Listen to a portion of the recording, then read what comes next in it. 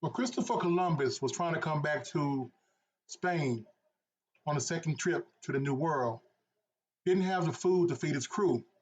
So he lied to the whole native population that the world will end on the solar eclipse to get food for his crew. NFL's been lying about Shedeur Sanders. But now that he's drafted, let's see how the world continues to go after this. Let's get it. One, two, three. Hold up. Here's a story about a man, a simple man, a man with a dream. Let me tell y'all something real quick, people. The world is not over. The world is not going to end. Shedeur Sanders has made the trip to the NFL. Now, I do feel for one team in particular. One team in particular I feel real sorry for. But first, I want to give props to Shedeur Sanders. This is a hit job done by the NFL.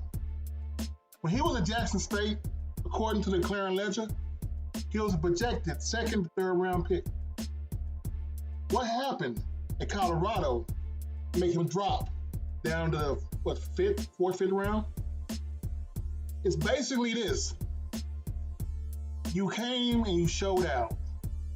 You made too much money, too much of a stink, too much publicity.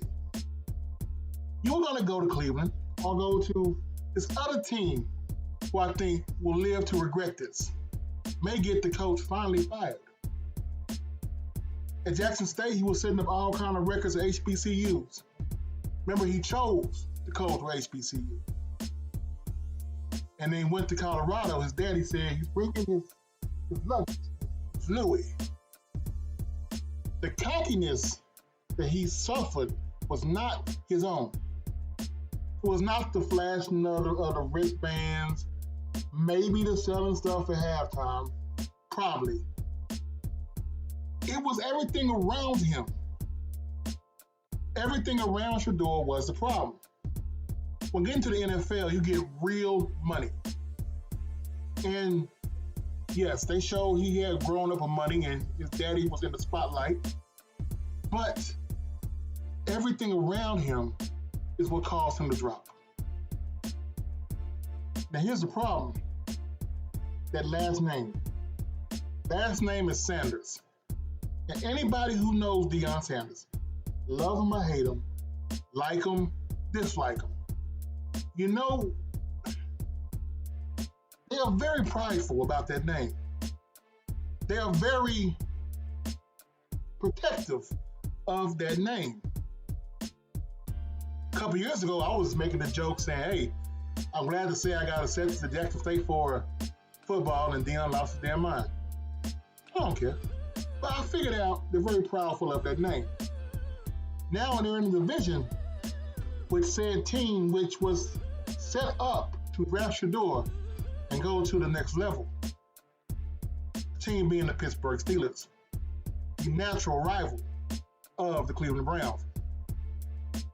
Now this former HBCU player, Colorado player, who got his jersey retired, which also led to the drop, gets to go ahead and focus.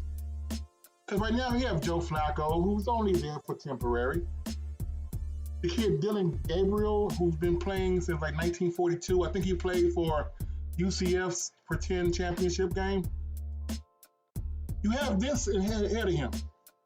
But you also a man who is going to put everything he can and to prove everybody wrong. That's the one thing about Shedeur Sanders we can all agree on.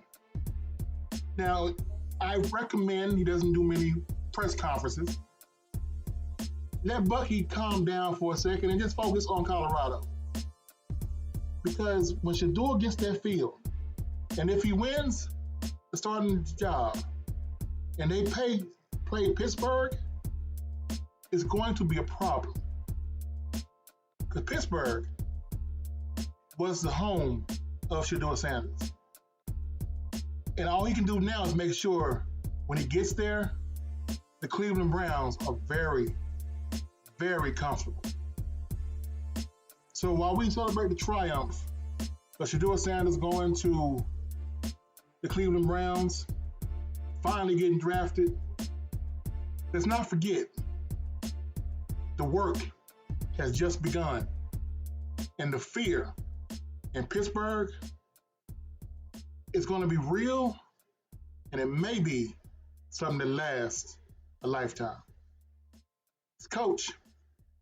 All right, now, I'm out. Have a good one.